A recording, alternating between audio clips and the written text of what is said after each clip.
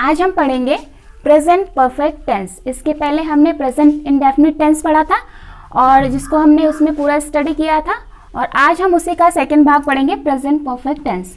तो देखिए, सबसे पहले जो प्रेजेंट परफेक्ट टेंस है इसकी पहचान क्या है।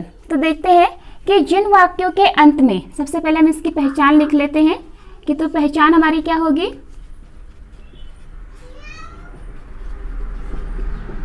जिन वाक्यों के अंत में चुका है, चुकी है, चुके हैं, यदि ये शब्द किसी वाक्य के अंत में आते हैं तो इसका मतलब है कि वो प्रेजेंट परफेक्ट टेंस होगा। तो देखिए, यदि हम प्रेजेंट परफेक्ट के भाग देखते हैं तो प्रेजेंट इंडेफिनिट की ही तरह इसके 4 भाग होंगे। पहला भाग होगा अफर्मेटिव,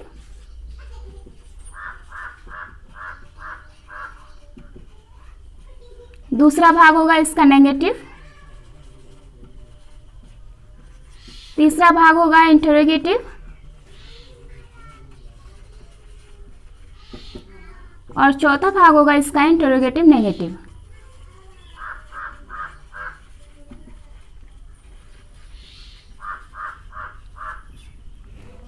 पहला हमारा अफर्मेटिव होगा जो कि आपका सकारात्मक वाक्य होंगे, नेगेटिव जो आपके नकारात्मक वाक्य होंगे, इंटरोगेटिव जो आपके प्रश्नवाचक होंगे, और उसमें आपके 2 टाइप्स मिलेंगे। पहला टाइप मिलेगा यस नो टाइप और दूसरा मिलेगा आपका क्वेश्चन वर्ड टाइप जो आपका WH वर्ड से स्टार्ट होता है। और आपका 4th पार्ट है इंटरोगेटिव नेगेटिव, जिसमें आपका प्रश्न भी पूछा जाएगा और वो आपका वाक्य नकारात्मक भी होगा। तो हम देखते हैं, सबसे पहले हम अफर्मेटिव सेंटेंस बनाना सीखेंगे। तो चलिए, सबसे पहले हम देखते हैं कि अफर्मेटिव सेंटेंस हम किस प्रकार से बनाएंगे।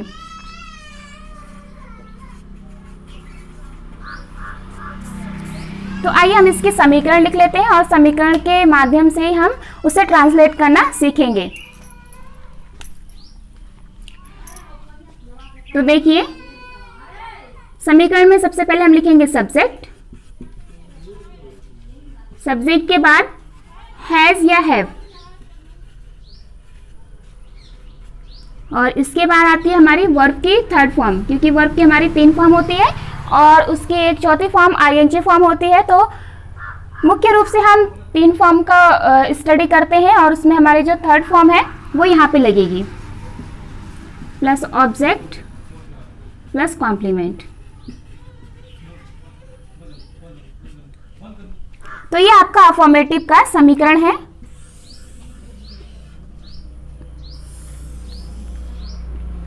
यहां पर एक बात ध्यान देंगे कि यहाँ पे जो 2 वर्ड हैं हैज और हैव, तो हमारा हैज कहां पर लगेगा और हैव कहां पर लगेगा। तो देखिए, जो हैज है वो हमारा सिंगुलर पर्सन के लिए लगता है। सिंगुलर पर्सन जैसे आपका ही, शी, इट, या किसी का नाम हो, या कोई भी एक वचन कर्ता जो होगा उसके साथ हम हैज यूज करेंगे। और हैव कहाँ यूज करेंगे, प्लूरल पर्सन के साथ। तो प्लूरल पर्सन इनमें आ जाएगा आई, यू, वी, दे, या कोई भी आपका बहुवचन करता है तो उसके साथ हम हैव यूज करेंगे। तो आइए हम इस समीकरण की सहायता से एक एग्जाम्पल लेते हैं। मीना स्कूल, मीना आज स्कूल जा चुकी है। तो सबसे पहले जो हमारा ये वाक्य है, इस वाक्य में, इस सेंटेंस में हम सबसे पहले सब्जेक्ट, ऑब्जेक्ट और इसका कॉम्प्लीमेंट, इसका वर्ब देख लेते हैं कि कौन कौन से हैं। तो देखिए, जो मीना है ये आपका सब्जेक्ट है, और जो स्कूल है, स्कूल आपका ऑब्जेक्ट है, जाना आपकी क्रिया है, वर्ब है, और ये आज जो है इसमें ये आपका कॉम्प्लीमेंट है। अब हम क्या करेंगे, इसका जो ट्रांसलेशन करेंगे इस समीकरण के अकॉर्डिंग करेंगे। तो देखिए, सबसे पहले हमें क्या रखना है, सब्जेक्ट रखना है। तो सब्जेक्ट क्या है यहाँ पे, मीना, तो लिख लीजिए आप मीना। और मीना के बाद हमें देखिए क्या लिखना है, हैज या हैव यूज करना है। तो हमने पढ़ा कि जो हैज है वो सिंगुलर पर्सन के साथ यूज होता है और हैव जो है वो प्लूरल पर्सन के साथ यूज होता है। और जो हमारा सब्जेक्ट है मीना, ये मीना हमारा क्या है, एक सिंगुलर पर्सन है। तो सिंगुलर पर्सन है तो इसके अकॉर्डिंग हम यहाँ पे क्या यूज करेंगे, हैज यूज करेंगे। तो हमने यहाँ पे लिखा हैज। उसके बाद वर्ब की थर्ड फॉर्म, तो वर्ब हमारी क्या है, जाना, और वर्ब की जो जाने की जो इंग्लिश होती है वो क्या होती है, गो, और गो की थर्ड फॉर्म क्या होती है, गॉन। और इसके बाद हमें क्या करना है, वर्ब की थर्ड फॉर्म के बाद ऑब्जेक्ट लगाना है। तो ऑब्जेक्ट क्या है देखिए, स्कूल। तो हम लिखेंगे Meena has gone to school, या टू द स्कूल भी लिख सकते हैं। और कॉम्प्लीमेंट यहां पर हमारा क्या है, आज। तो आज की इंग्लिश लिखेंगे हम टुडे। तो इस तरीके से जो हमारा ट्रांसलेशन होता है, Meena has gone to school today, ये आपका अफर्मेटिव का सेंटेंस बन गया। चलिए अब हम इसका नेगेटिव पार्ट देखते हैं।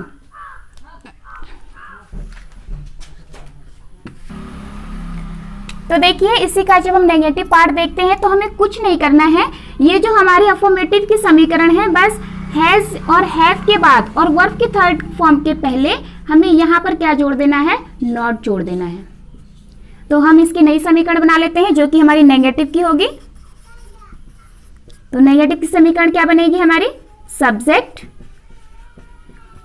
प्लस हैज या हैव, या आपका सिंगुलर या प्लूरल पर्सन के अकॉर्डिंग लगेगा, प्लस हमें क्या ऐड करना है, नॉट। और उसके बाद हम वर्ब की थर्ड फॉर्म यहाँ पे यूज करेंगे। तो वर्ब की थर्ड फॉर्म, और उसके बाद सेम ऑब्जेक्ट, और ऑब्जेक्ट के बाद कॉम्प्लीमेंट। यदि कॉम्प्लीमेंट है वाक्य में तो लगाएंगे और नहीं है तो नहीं लगाएंगे।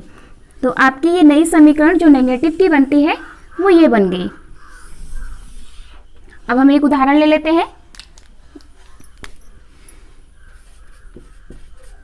मैं किताब नहीं पढ़ चुका हूं।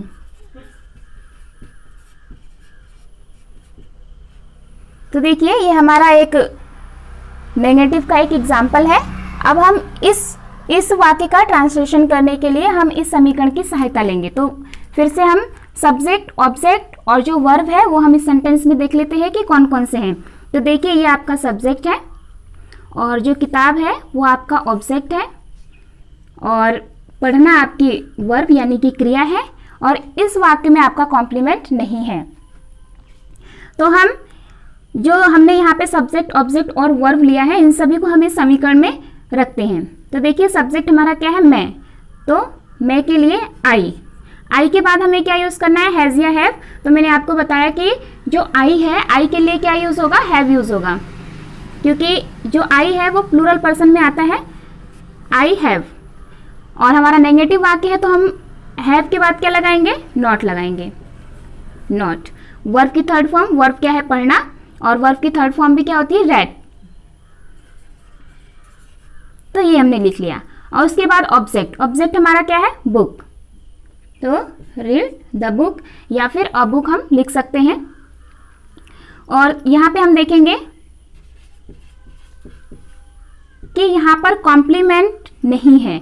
तो इस तरह से हमारा क्या हो जाएगा, मैं किताब नहीं पढ़ चुका हूँ, कि आपका ट्रांसलेशन होगा I have not read the book. तो इस प्रकार से आपका जो नेगेटिव सेंटेंस है उसको हम समीकरण में रख के इस प्रकार से ट्रांसलेशन कर सकते हैं। चलिए अब हम नेक्स्ट चलते हैं तीसरे पार्ट पर, इंटरोगेटिव। तो तीसरे पार्ट में देखिए जो हमारी अफर्मेटिव की इक्वेशन है, यहाँ पे हम चारों भाग को जो है अफर्मेटिव की इक्वेशन की हेल्प से ही बनाएंगे। आपको चार भाग ट्रांसलेट करने के लिए चार इक्वेशन रटने की कोई ज़रूरत नहीं है, क्योंकि हम जो फर्स्ट इक्वेशन है जो कि हमारी अफर्मेटिव की है, हम उसी की हेल्प से चारों इक्वेशन बना लेंगे और उसके अकॉर्डिंग हमें ट्रांसलेशन जो है हमारा काफ़ी ईजी हो जाता है। तो देखते हैं आपके इंटरोगेटिव की सबसे पहले इक्वेशन बनाते हैं। तो इंटरोगेटिव में हमें दो पार्ट्स मिलते हैं, एक हमारा यस नो टाइप और एक हमारा क्वेश्चन वर्ड टाइप। तो सबसे पहले हम यस नो टाइप का समीकरण बनाते हैं। तो हमें जब यस नो टाइप का जब समीकरण बनाएंगे तो उसमें जो हैज या हैव होता है अफर्मेटिव के इक्वेशन से हम इसको क्या करेंगे, यहाँ पे आगे सब्जेक्ट के पहले पुट कर देंगे। तो यहाँ पे देखते हैं हम हैज या हैव, और उसके बाद में जब हमने इसको इसके फर्स्ट में पुट कर दिया तो सब्जेक्ट हमारा पीछे आ जाएगा, प्लस सब्जेक्ट प्लस अब हमारा वर्ब की third form plus object plus complement, ये हो जाता है। तो ये आपका जो इंटरोगेटिव टाइप सेंटेंस है उसका फर्स्ट पार्ट हो गया। अगर हम क्वेश्चन वर्ड वाला देखते हैं तो हम इसकी समीकरण यहीं पे बना लेते हैं। तो क्वेश्चन वर्ड यदि आपका आता है तो हैज और हैव के पहले आपका क्वेश्चन वर्ड ऐड हो जाएगा, तो हो जाता है आपका क्वेश्चन वर्ड प्लस हैज या have plus subject plus verb की third form plus object plus complement. अब हम इन दोनों के एक एक एग्जाम्पल देख लेते हैं।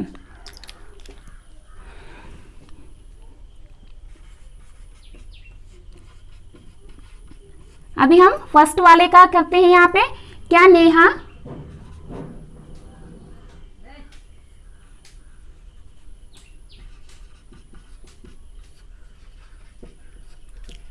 खाना खा चुकी है? तो देखिए जो फर्स्ट हमने जो यस नो टाइप क्वेश्चन जो हमने एक सेंटेंस लिया है, क्या नेहा खाना खा चुकी है, क्योंकि इसका जो उत्तर देंगे हम यस या नो में ही देंगे। तो इसके लिए जो हमने इक्वेशन बनाई है वो ये बनाई है। तो सबसे पहले हम हैज या हैव पुट करेंगे। तो हैज या हैव किसके अकॉर्डिंग पुट करना है हमको? सब्जेक्ट यानी नेहा के अकॉर्डिंग। तो हमें नेहा के लिए यहाँ पर क्या आएगा? हैज आएगा। तो हम यहाँ पे लिखेंगे हैज, और हैज के बाद क्या आएगा? सब्जेक्ट, और सब्जेक्ट कौन है? नेहा। हैज नेहा, और वर्ब की थर्ड फॉर्म, यहाँ पे वर्ब क्या है? खाना। तो यहाँ पे आ जाएगा एटन ले लीजिए या फिर टेकन ले लीजिए। तो हैज नेहा टेकन, और वर्ब के बाद क्या आएगा आपका? ऑब्जेक्ट, और ऑब्जेक्ट क्या है? खाना यानी कि भोजन। तो has Neha taken the food, और क्वेश्चन मार्क। तो आपका क्या नेहा खाना खा चुकी है, इसका जो आपका ट्रांसलेशन होगा has Neha taken the food. तो ये आपका इस इक्वेशन के अकॉर्डिंग इसका सेंटेंस जो है ट्रांसलेशन बन जाता है। अब हम दूसरी इक्वेशन देखते हैं जिसमें आपका क्वेश्चन वर्ड भी आता है। तो हम इसी सेंटेंस को क्वेश्चन वर्ड के सेंटेंस में चेंज कर लेते हैं। देखिए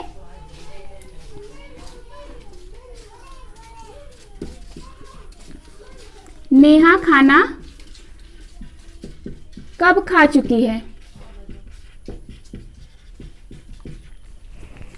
तो यहाँ पे हमारा जो है क्वेश्चन वर्ड आ रहा है। क्वेश्चन वर्ड क्या आ रहा है? कब।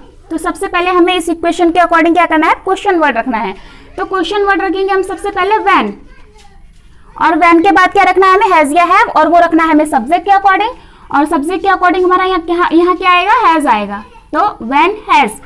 अब उसके बाद देखते हैं हम क्या आएगा? सब्जेक्ट। सब्जेक्ट कौन है? नेहा, और वर्ब की थर्ड फॉर्म टेकन, और ऑब्जेक्ट क्या है? द फूड, और कॉम्प्लीमेंट हमारा नहीं है। तो इसलिए नेहा खाना कब खा चुकी है, इसका जो ट्रांसलेशन आएगा according to equation when has Neha taken the food. तो ये आपका थर्ड पार्ट कंप्लीट हो जाता है। अब आपका फोर्थ पार्ट आते हैं इंटरोगेटिव नेगेटिव, जिसमें आपका क्वेश्चन भी पूछा जाएगा और उसमें नकारात्मकता भी मिलेगी। अब हम फोर्थ पार्ट की इक्वेशन बनाएंगे।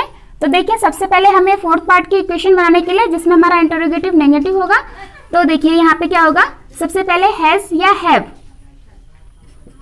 हैज या हैव, ये हमारे यस नो टाइप क्वेश्चन के लिए है, जो यस नो टाइप के जो सेंटेंस होते हैं उसके लिए। तो हैज या हैव, और फिर उसके बाद क्या आ जाएगा? सब्जेक्ट।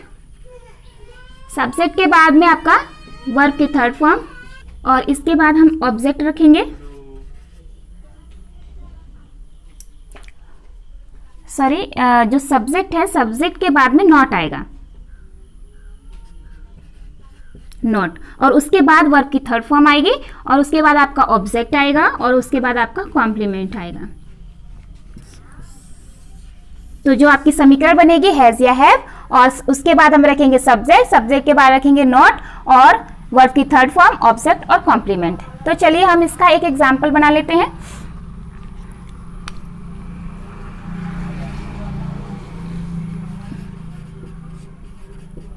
क्या मोहन आज घर जा चुका है?